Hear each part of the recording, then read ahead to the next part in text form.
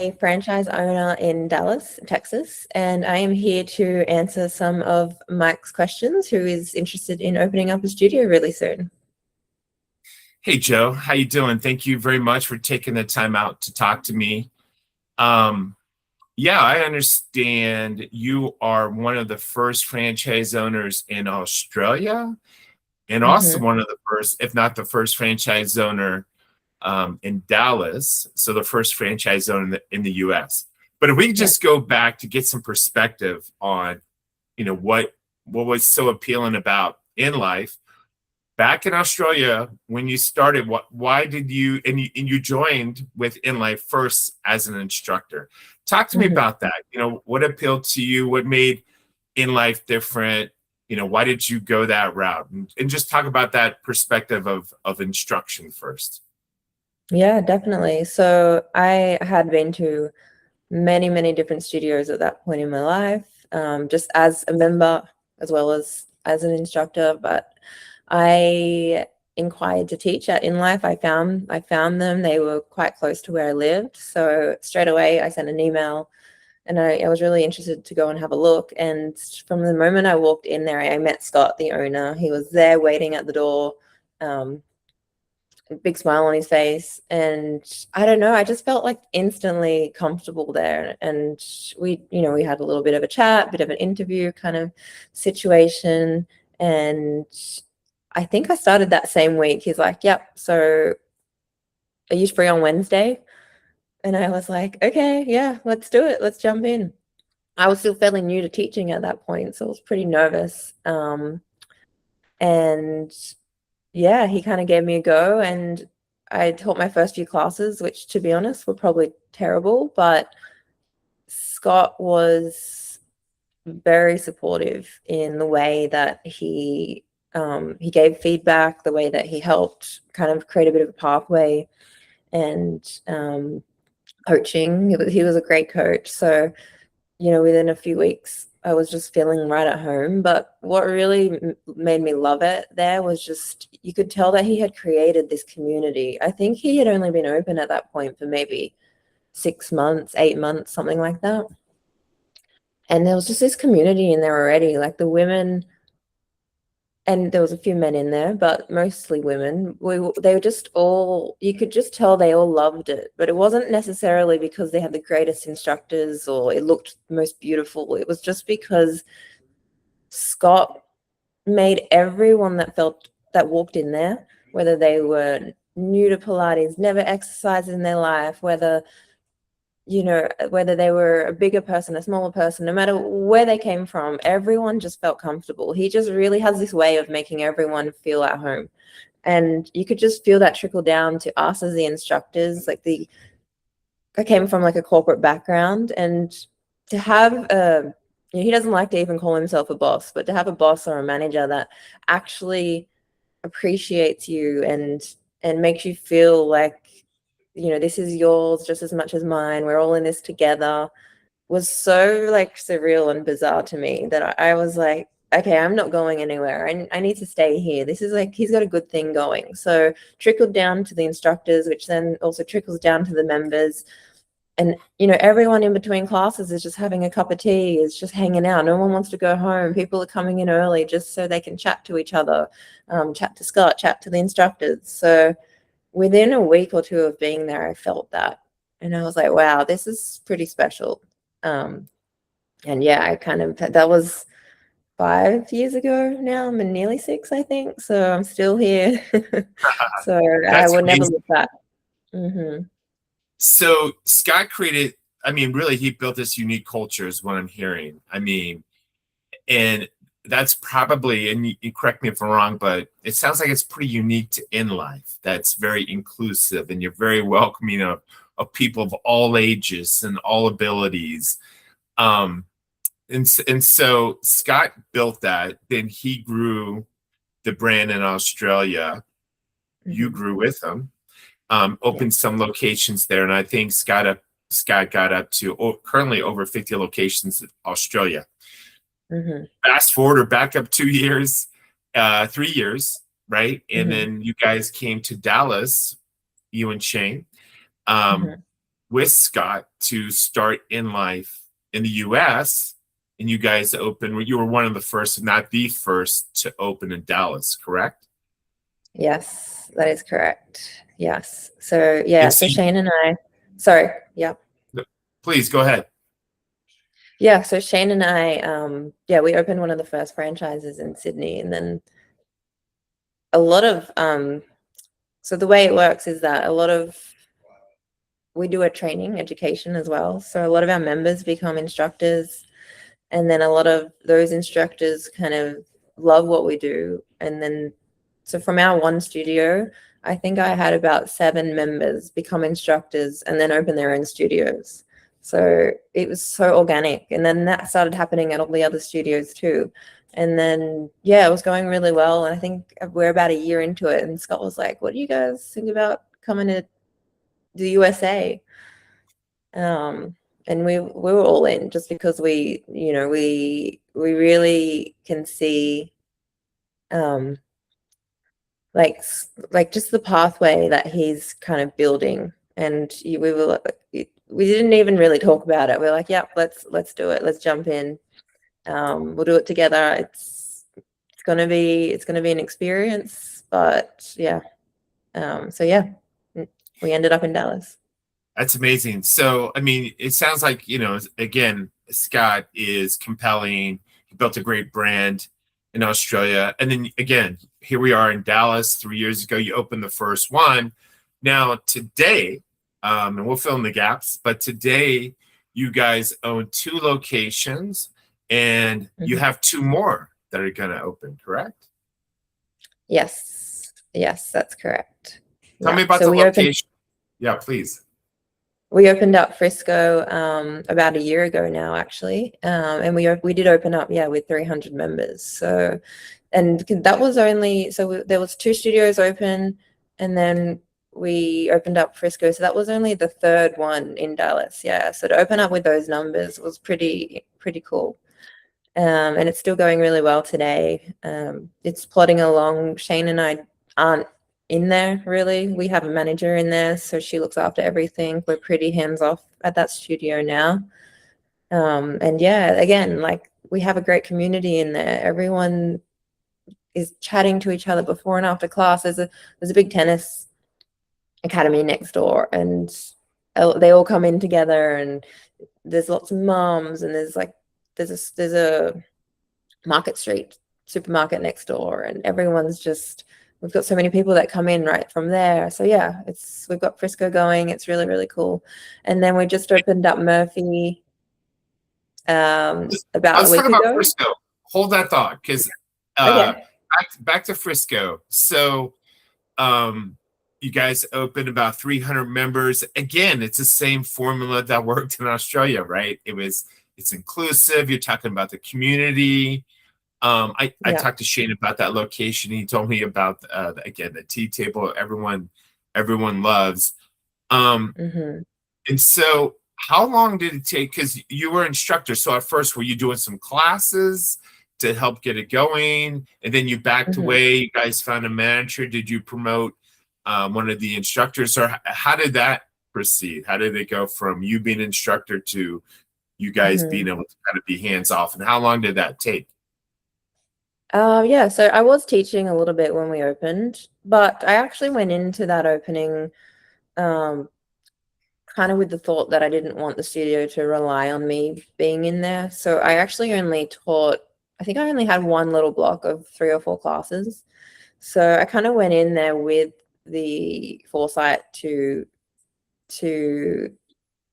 take myself out of that schedule completely. So I was there, but I wasn't the main person. What we did was we had another senior instructor that has been teaching for a little while. And what we did was we called her the lead instructor, which is a very casual word and role that we have. But she was kind of like the main vibe person of the studio, I guess you would say. I was still managing the studio, doing all the admin, the back end, emails, chatting to the members, when they needed things. But as far as in the studio, face to face, she was kind of like the person that was holding keeping the instructors like morale really high, She was the one that the members would go to if they had questions about injuries, classes, things like that. So we had that kind of little role in there, which made it really easy for me to then peel back even more. So I just took myself off the schedule. We trained up another manager who was one of our instructors. So we had another instructor that came in, so everyone already knew who she was, and she just seamlessly slid into that role. And yeah, I just was able to kind of peel myself off completely, and no one really didn't ruffle any feathers because I wasn't such a big part of it from day one. So I think there's different ways to manage a studio, own a studio. So that was, and this was the fourth inLIFE studio that I've opened, because I had a couple others that I sold, but I've kind of, everyone we've done, we've kind of gone into it with a different idea. So the very first one I opened back in Australia, I was full owner operator when we opened that. So it was really cool to actually experience different ways that do work, depending on what you want. Now, you sold a couple. When you say you sold a couple, those were back in Australia, were they not?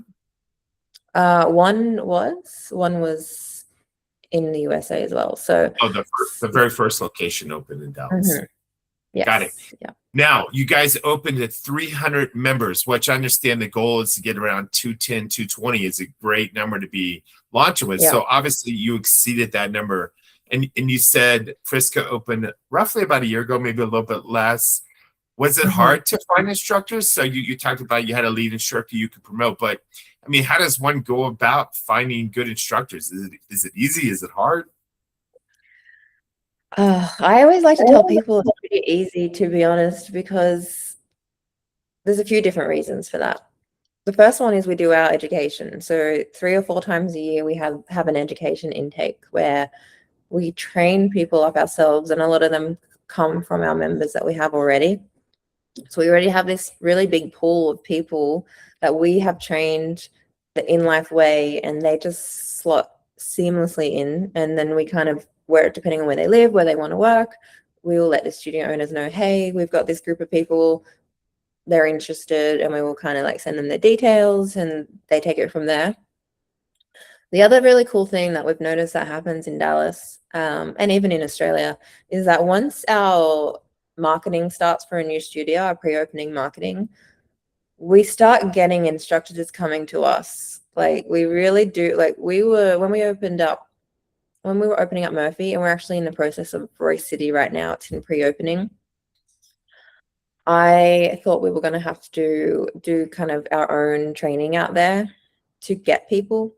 But both of those studios, which are quite kind of far out from the main city, we have full schedules way before opening, because people have come to us just inquiring because we're something new. I think people are starting to learn our names. They see that there's a new studio opening, and yeah, so they come in, they email us, hey, I'm interested in teaching, and then we take them through an audition process. So from between that and then our education that we do, and then the pool of instructors we already have, we seem to be able to fill out the schedules pretty easily, which is really cool to see.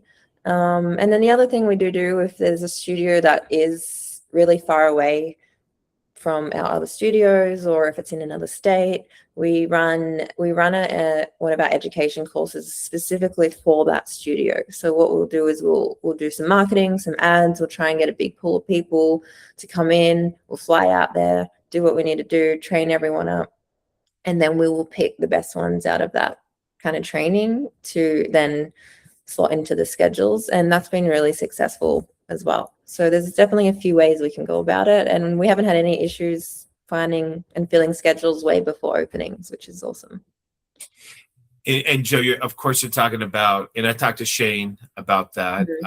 The pre-marketing is that 16-week where you guys are working with a sales company and a marketing company to go find members before the doors even open. And again, on day one for Frisco, that's 300 members on day one have joined before the doors open. So that's amazing. So like you said, during that process, there's where people are interested. Also, you find instructors, and so you feel, and again, you just laid it all out. It's pretty easy. So you have all the instructors. You were doing some, but like you said, your goal is never to be the main person like you did back in Australia. Plus, you had designs on opening more locations. So how long from you doing some classes to you probably figuring out who's going to be my lead instructor, I'm guessing, were you able to say, wow, this person can take over all the duties, and so that freed you up kind of from the studio? How long did that? Oh, it was pretty quick. I'd say it took maybe 3 months. Really? About 3 months. Yeah. Wow. Yeah, it really didn't take very long. Yeah. And so she kind of took over she's still an instructor, plus she's doing quote the management duties. And it allowed you to step away as you guys are opening more locations. So how much time does it take you now as like just the owner of the Frisco location? It's doing well. You're focused on opening more locations. How much time a week does it take you to go back and work on that location every week? Oh, I mean, I think I just check in with the manager, and I do still do the pays. That's the only job that I do, which literally takes me 2 minutes, maybe 3. So I would say maybe an hour or 2, like depending on if we're having a meeting or something, just to catch up, which we like to do once a week. But other than that, yeah, we're pretty hands off. So gives us time to do I've lots. heard, that's amazing. Now I've heard this from some of the other owners too, that the owner operator, once you get a manager in there, once you get a team in there, it really is a limited amount of time that you have to commit to running the place or looking over the person running the place. So that's incredible. Yeah. So, but now this has allowed you guys to focus on opening the second location, Murphy, which just opened. And tell me about Murphy. I understand that was an incredible opening. Yeah, so I mean, to be honest, we've been even more hands-off with Murphy. We have an amazing team that we've put together. So we have a manager, the same manager actually we have for Frisco. We kind of brought her on straight away from our pre-opening for Murphy. So she helped with a lot of that process. So I think as far as building out the schedule, building out the studio with all the props and all the equipment that we need and things like that, like she took all that off my hands. Our builder is amazing, so she turned over the studio in 2 weeks, which was incredible. And yeah, I have not taught one class at that studio, so that's been pretty cool. In fact, let's be honest, right? This is incredible to me. We talked about this. Murphy opened recently while you're in Australia, even. So you didn't even have to be there to oversee it. You have such a great team, and again, that's a testament to you guys hiring well and cultivating. But also, it's a testament to the fact that once you got good people in a team, it's easier to do.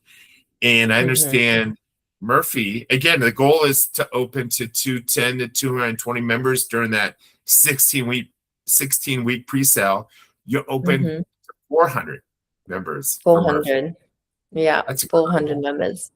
Yeah. Very exciting. Very exciting. And we're in another country, so waking up to that was pretty cool. So, you're still in Australia, and again, thank you for talking to me while you're there. But it's now Murphy's open a couple weeks now post opening, or how long has Murphy been open? Wow. Yeah, 2 weeks today. Yeah. That's great, and congratulations on that. Thank you. So, yeah, Murphy and Frisco, and they're doing fabulous in both. Now, if you said Frisco's about a year, you opened the first 2 under a year. Nice. And then what was would you say the range? Do you know the range of costs on those 2 locations? What were the size and how much was the cost of that? Yeah, so they both sat between the 200 to 250,000 mark, which I think is pretty cool to be able to open up a business, and then have it making money from day one, with these numbers. So, and actually we get the first payment on day one, so that's always very exciting as well, seeing that come in. So yeah, it kind of sits around that mark. There's always a few things we need to look at, which we've got pretty down packed now, with kind of the spacing of the studios, which I think they're sitting at about 1,800. I always get confused now with square meters, square feet, square feet. Yeah. So yeah, And that's kind of the sweet spot. What inLIFE wants to be, right? Like yeah. 1,800, less than 2,000, because then you could have what 14 to 16 reformers, or what? Yep. And is it like 16? What's the goal? If 1,850 square feet is the target, do you want 16 reformers in there? What's the number? Yeah, 16 is the perfect sweet spot. Yeah. So all of our studios have 16. But there's a couple that do have 14 in there. I think there's even maybe one or two that have 12. So it is possible if the space is small, the rent's less, that sort of thing. But 16 is really the perfect number we aim for. Okay. Yeah. And so you have those two locations open, and again, amazingly, you're in another country, and that one's just running. What's the goal from here? What's the game plan over the next few years? How many more do you and Shane want to open? What's that thought process? So, well, we're actually in pre-opening for 2 more right now. So they're actually already, our marketing's already started. They're both due to open in September.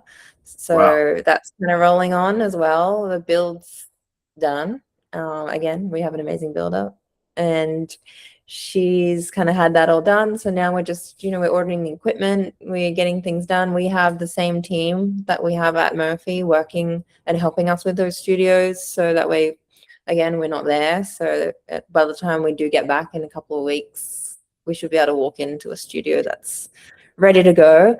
So really excited to get those 2 open.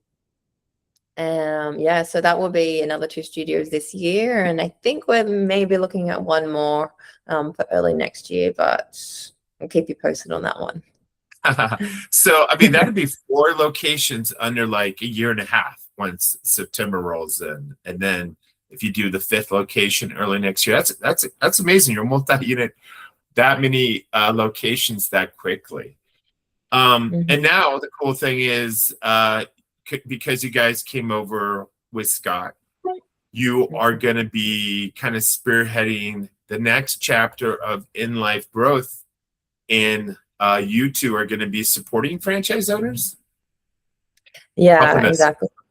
Yes, this has been my favorite part of moving to the US, is being able to help the other owners open and get them going, and just being able to support them, because again, we have opened up so many of these things now, and we've learned a lot of lessons, good, bad, ugly. But yeah, so now we're going to be helping out with the openings from day one, from searching for the sites, from the scheduling, from the build out, everything they need to know. We're going to be there to support them. So I'm very excited which we've already started, because there are already some other studios open, and they're actually doing really well. We have Salina opening this week, and they're coming close to 400 members as well, which is super cool. Wow. Yeah. So yeah, we're going to be right there with everyone. So again, besides your 4 locations, like you talked about, and I talked to some of the other owners as well. I mean, I think Dallas is closing in on like 10 to 12 locations very quickly here shortly. And everyone, I mean, when you said the good, the bad, the ugly, I don't hear much bad or ugly. Everyone seems to be very happy, and things are going very well. What do you, I mean, when you think about an owner joining, and you do have some owners that don't have your background, like you have a great background, you're very passionate about health, you were an instructor of Pilates when you met Scott, so a lot of that could be said it's in your blood, and you've just run with it. Now someone that doesn't have that kind of background, right, but sees inLIFE as a great business model for a lot of reasons you outlined, is that person, can they do it? They don't have a background in instruction? Are they going to need more support? What do you think of Mhm. an owner like that? How much support are they going to need? The good thing is about inLIFE now is that we've put so many procedures and standards in place, and the openings are pretty seamless in the sense that, we have our list, what we need to get through. We're here to support them. So we've seen that there have already been a lot of owners that have just come in as investors and never taught a class in their life, have no idea about Pilates. So that's where we come in and we help them with their openings, but also with the business model, we know, okay, so you're not going to be an owner operator. This is what you need to do. We're gonna need to hire a manager. We're gonna need to do these things and put them in place. So that way, just like we did with Murphy, you really don't need to be too involved. You don't need to be there. You can continue with, your work, whatever you're doing at home, or in your life, and we can get this thing open as an investment that's going to still be really profitable and still go really well. We call it the inLIFE secret sauce. So as long as we train the manager and we train the team and we teach them, the inLIFE secret sauce, which we do. We do all the onboarding, we do the trainings, we teach the owners how to do that as well. And we have staff ready to go that come in and help in the pre-openings with those onboarding sessions that we do. And we just get everyone ready from day one. So that way that inLIFE feel continues through every studio, whether the owner has been a part of a fitness background or not. So, and you talk, that's amazing. So again, a hands-off owner that just wants to be like the owner, manage the manager. You guys get someone to follow the process. Then right from the get-go, they're putting in, probably not as little as a couple hours a week, but what do you think, 10 to 20 hours if they got the right manager in place? Yeah, I think probably closer to the 10 hours if Really? there's the Wow. right manager in place. Yeah, 10 to 20. Yeah, at the beginning maybe, but I think as it gets closer, like to opening, it's just going to get less and less and less. So, you get all the big things organized, and then if you have the right person in place, they're going to take the bulk of the work. So it's more about just kind of chatting with them, checking in with them, and us at the beginning, and us just kind of guiding the way and making sure the manager's doing the right things as well. So you could have the manager be the ones that are speaking to us and kind of going through that process. And then as the owner, you could just kind of check in with them, daily or as much as you felt comfortable or wanted to, and just be like, where are we at? Where, how are we going? And yeah, you could really, I think, be pretty hands off in that process as well. So I think 10 to 20 hours, but I'd say closer to 10 if you wanted it to be, and you had the right person in there. And that does allow an owner to be like you and Shane in terms of just rapidly growing, focusing on working with corporate to find a next location, negotiate the lease. And so thus they can open very quickly like you guys did.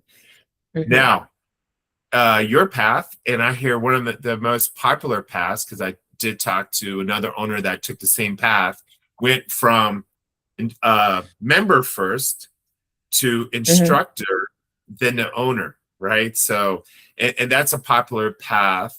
So if that's mm-hmm. the path, someone says, "Oh, I love it. I'm gonna instruct and I'm gonna become an owner." So that person, let's say, is an instructor owner.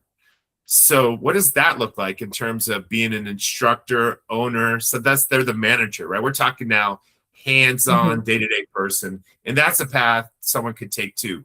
What does that look like?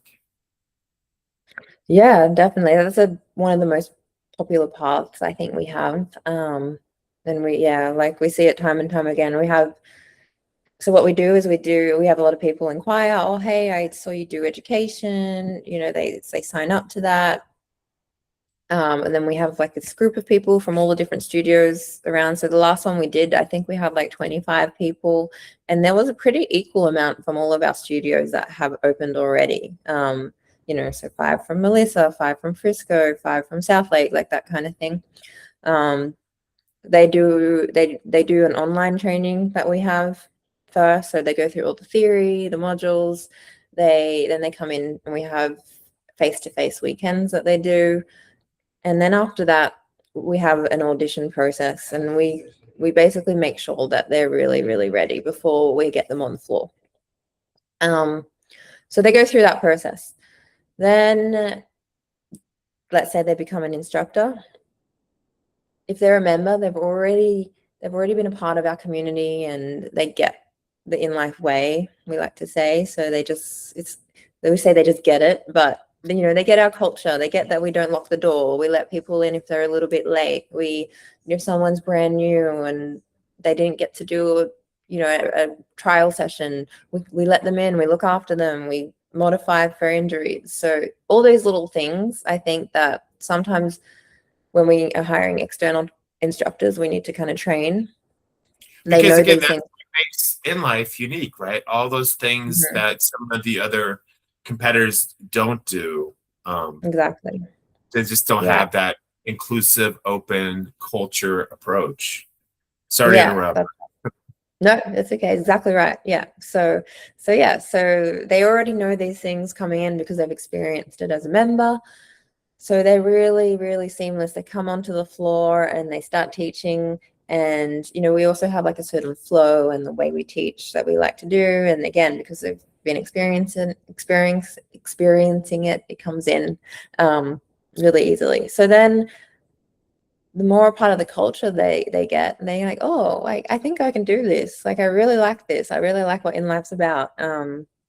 So yeah, then the next step is, I guess, they inquire and they can see that it's as far as a business opening and a franchise goes, it's quite accessible in terms of cost as well. And yeah, then they come on to the next stage, which is, look, hey, how do I open a studio? What can I do? How do I do what you're doing?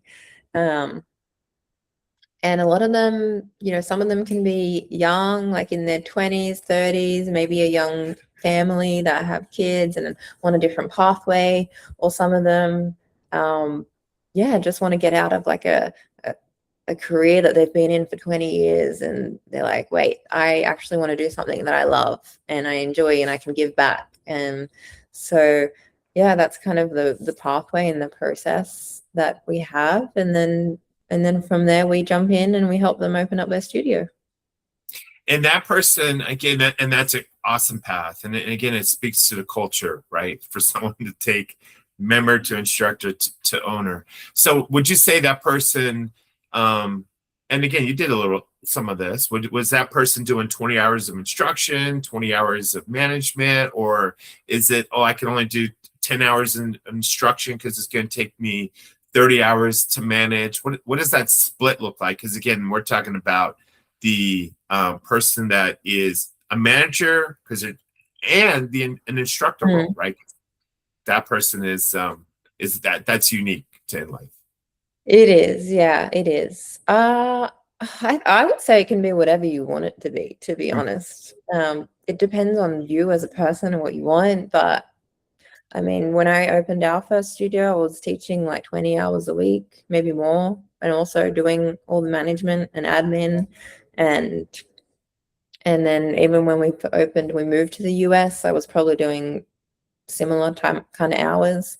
But then we have sweet Anissa, who her and her family own Flower Mound Capel, and they're opening South Lake. She's 22 years old. She teaches at a couple of classes at each of the studios, not many, and then she just manages everything herself across the 3 studios. So that's pretty impressive. She's 22 and gonna own 3 locations. And that's what you were thinking of when you kind of said you could have a family, be young, and open multiple locations. Incredible. Yeah. So she's still in there teaching, but she teaches maybe 3 classes at each studio, so 6 to 9 classes a week, something like that. Yeah. Wow.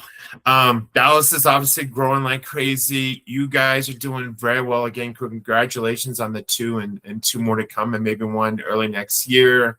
Dallas is, I mean, it sounds like the brand is already on fire. You're going to help grow the brand nationwide. I mean, what do you think the next 5 years looks like for you and for inLIFE maybe? I'm very excited. Just see where we're going to go in the next 5 years, to see where we've gone in just the last 2 years. And you know, that's just in Dallas, but we've got some talks about already opening up in some other states. But super excited. I think once people start hearing about us and seeing what we're about, I think it's just going to go crazy in the States. I think people are craving something different where you're not getting yelled at and you're not, you know, just coming into a dark gym with dim lights and really loud, crazy music, and just, you know, your cortisol levels are already high and we're just making them higher. So, you know, people are looking for a different way to move. So I think that that's something that we're going to be able to provide. We do provide, and the more people that get to know us, yeah, it's going to be really cool to see that spread. And again, that's the inLIFE difference. I mean, do you really feel it's that dramatic of a difference, the culture, than all the other Pilates places? Yeah, I really do. Like, I've been to a lot of studios, Pilates studios, other fitness studios, and I don't think I've ever really walked into something like us, like inLIFE, where it's the minute you walk in, and you know, it's simple things that come down to the tea table that we have and the carpet on the floors and you know, the colors of the room and the way it feels like kind of homey, rather than, oh, I'm walking into this big intimidating gym or Pilates studio where, you know, I'm not really quite sure. I don't feel comfortable. It's like dark floors and a dark room, and I've never done this before. And it's just not like that. It's so much more inviting. So yeah. Wow, amazing. Joe, anything I should have asked? Anything else you want to add about? I mean, you covered a lot. I appreciate it. And again, thank you very much while you're out of the country. Anything else you want to talk about? I just want to say, if you're thinking about it, honestly, just do it. It's the best thing I ever did. I have seen it change so many lives already. Yeah, like I just could never look back. It changed my life. Scott changed my life. He's so amazing to work for. I pinch myself every morning thinking that I can, you know, I can live this way and have flexibility, autonomy over my life. And I never thought that Pilates could have created this pathway for me. And I've just seen that for so many other people now. So yeah, I think if you're thinking about it, then I highly recommend jumping in, because it's a pretty cool thing to be a part of. Amazing. Joe, thank you again. Thank you very much for your time. Thank you. Thanks, Mike.